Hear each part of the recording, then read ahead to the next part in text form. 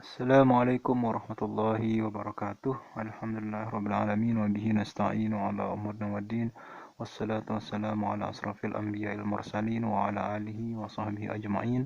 Allahumma aslih ummata Muhammadin sallallahu alaihi wasallam wa farij an ummati Muhammadin sallallahu alaihi wasallam warham ummata Muhammadin sallallahu alaihi wasallam wansur wahfaz wa ayyid nahlatal watani fil alamin bihaqqi Muhammadin sallallahu alaihi wasallam. وانصر واحفظ وأيد نهضة الوطن في العالمين بحق محمد صلى الله عليه وسلم وانصر واحفظ وأيد نهضة الوطن في العالمين بحق محمد صلى الله عليه وسلم. Teman-teman Abid Trainers, marilah kita panjatkan puji syukur kita atas kehadirat Allah Subhanahu wa taala yang telah melimpahkan karunia-Nya berupa kesehatan dan kesempatan. Karena hanya kepada Allah lah kita menyembah dan hanya kepada Allah lah kita memohon pertolongan. Karena kita sebagai manusia sangatlah lemah sehingga tiada daya dan upaya melainkan dengan kekuatan dan pertolongan Allah lah kita bisa hidup sampai saat ini. Selawat serta salam juga kita haturkan kepada junjungan alam Nabi besar Muhammad SAW yang telah membawa kita, membimbing kita, mendidik kita menjadi insan yang diangkat derajatnya oleh Allah Subhanahu wa taala melalui pengajaran beliau berupa Al-Qur'an dan hadis. Teman-teman Abi Trainers yang berbahagia, di balik beban kerja, semua orang mungkin di dunia ini memiliki pekerjaan. Tidak memiliki pekerjaan, mereka pun susah. Memiliki pekerjaan pun mereka juga susah. Nah, teman-teman Abi Trainers yang berbahagia, di balik beban kerja, seorang anak nampak murung di depan sumur timba. Wajahnya memerah seolah sudah tidak sanggup lagi menahan gelombang air mata yang menggeluyuti kelopak matanya. Anak laki-laki kelas 6 sekolah dasar itu berusaha sekuat tenaga menahan tangisan. Namun, beban menyesakkan dada. Sudah tidak lagi tertahankan. Ia pun menangis sendiri di depan sumur timba. Iman sudah merasa seperti hidup dalam kelam semenjak ditinggal oleh ibunya. Hari-hari dilalui dengan penuh derita, apalagi setelah ayahnya memutuskan menikah kembali sebulan setelah kematian sang ibu, 5 tahun yang lalu. Sebagai anak lelaki tidak seharusnya Iman melemahkan diri terhadap nasib. Namun sekuat-kuatnya batu pasti pecah juga bila terus-menerus dihantam palu godam. Iman sebagai anggota keluarga tertua di antara adik-adik tiri diberi beban ekstra lah oleh ibu tirinya. Setiap hari ia harus merapikan rumah plus memenuhi bak mandi. Pekerjaan merapikan rumah bukanlah perkara berat. Iman dengan penuh kerelaan bisa melakukannya, namun memenuhi bak mandi sebesar 1x2 meter merupakan pekerjaan yang melelahkan. Anak kelas 6 SD tersebut harus memenuhi bak mandi setiap subuh dan sore hari. Jika tidak absen memenuhi bak mandi, ibu tirinya tidak segan-segan melakukan tindak kekerasan.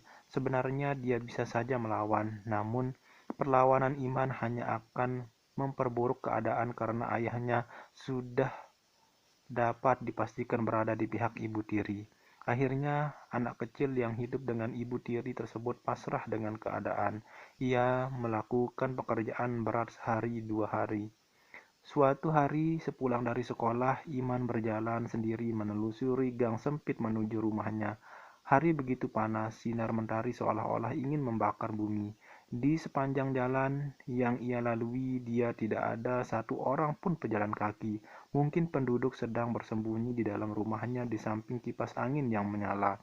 Langkah kaki Iman hampir sampai di ujung gang. Namun dari arah belakang seseorang berjalan cepat menyusul.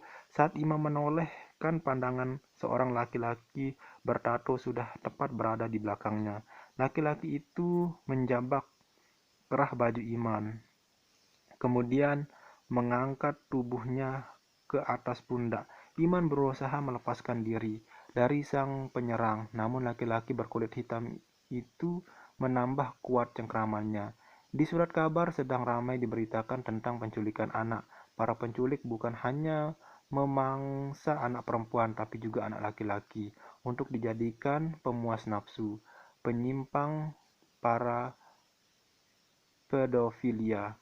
Sudah banyak korban ditemukan tewas dengan bekas luka tusukan. Ada juga yang dimutilasi hingga menyulitkan polisi mengidentifikasi.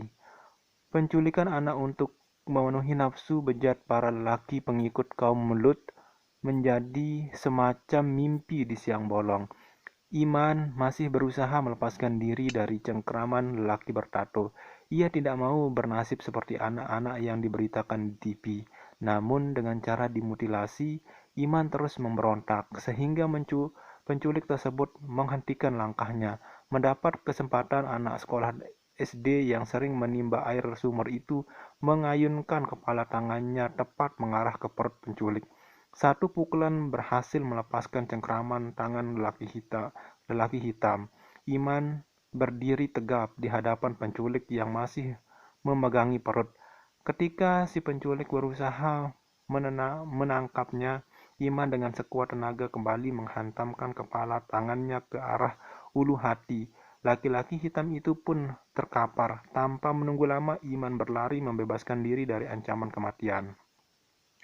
Setelah peristiwa itu, anak sekolah dasar tersebut menyadari betapa pekerjaan berat yang selama ini dia dia kerjakan telah membentuk otot tangannya menjadi kuat. Iman pun melepaskan segala kekesalan terhadap ayah dan ibu tirinya.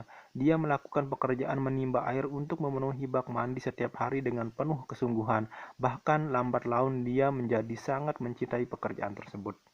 Teman-teman Abiturainers yang berbahagia, sahabatku sekalian, fenomena pembagian tugas yang tidak merata sering kali kita jumpai dalam hidup ini. Di rumah terkadang orang tua terlalu mengandalkan pekerjaan rumah kepada salah satu anaknya, sehingga anak tersebut merasa kecewa karena tidak diperlukan secara adil. Ketika adiknya asik bermain, dia masih harus menuntaskan pekerjaan. Di sekolah terkadang guru merasa nyaman membebankan tugas kepada murid tertentu, sehingga dia merasa kekurangan waktu untuk mengikuti pelajaran, padahal sebagai anak sekolah memahami pelajaran merupakan pekerjaan utama. Di kantor terkadang pimpinan melimpahkan beban tambahan kepada beberapa orang karyawan tanpa dibarengi dengan penambahan kesejahteraan, sehingga karyawan-karyawan pilihan tersebut merasa jenuh dan lelah. Para pekerja ekstra yang mendapat beban tugas lebih dari pada orang lain seringkali mengeluhkan keadaannya. Mereka merasa tidak nyaman. Namun sebagai pekerja yang posisinya di bawah atasan, mereka tidak memiliki pilihan lain kecuali mengikuti perintah. Terkadang